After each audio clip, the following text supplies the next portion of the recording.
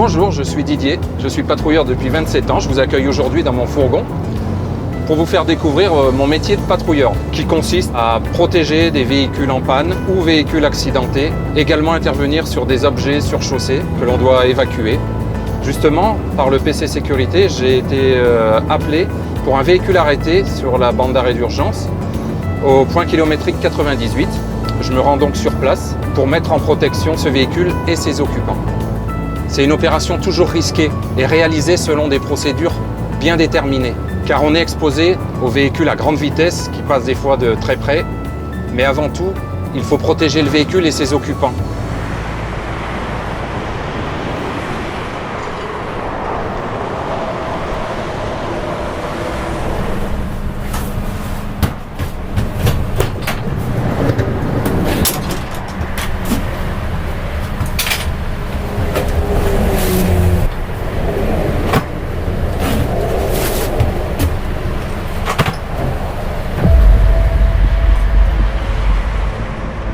C'est une opération toujours risquée car les véhicules passent très vite et nous passent de très près. Mais c'est effectué selon des procédures bien particulières, que ce soit sur bande d'arrêt d'urgence ou sur les voies de circulation. Mais l'essentiel, c'est de sécuriser la zone pour que le véhicule et ses occupants soient protégés. D'ailleurs, ils doivent systématiquement passer derrière la glissière de sécurité.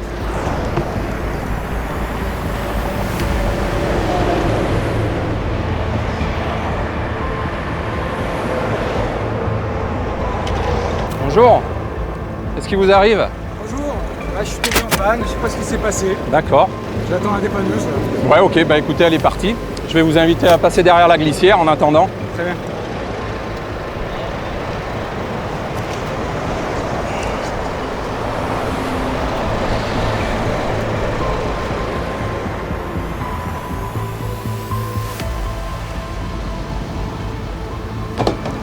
Il faut bien comprendre que nous intervenons pour vous, pour votre sécurité avant tout, car l'autoroute reste un environnement très dangereux.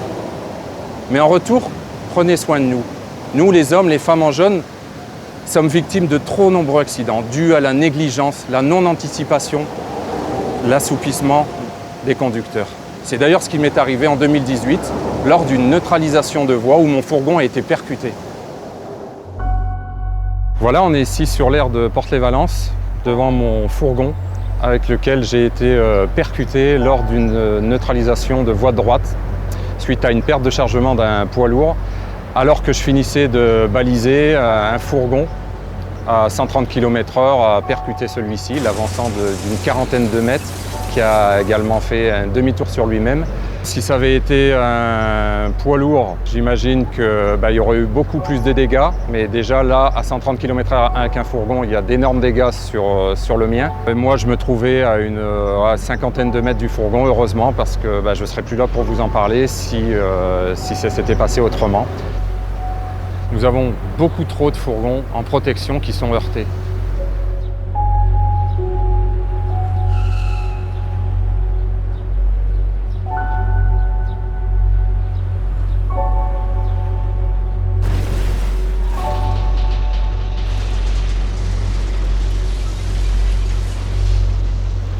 Éloignez-vous de nous.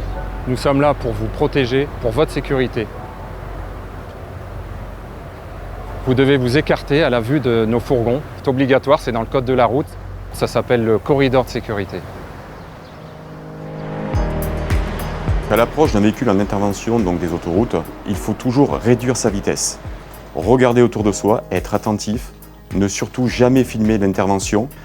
Il faut aussi vérifier qu'il n'y a personne derrière nous donc pour pouvoir se déporter. Donc vous mettez bien sûr l'œil clignotant, vous dépassez l'événement et vous poursuivez votre route.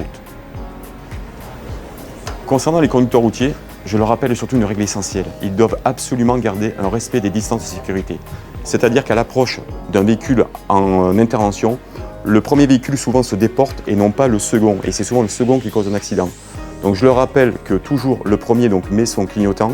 Il doit bien vérifier qu'il n'y a personne derrière lui pour effectuer son dépassement et s'éloigner du bord du véhicule qui est en intervention, ce qui va permettre, avec la distance de sécurité, que le second puisse aussi se déporter et passer cet événement en toute sécurité.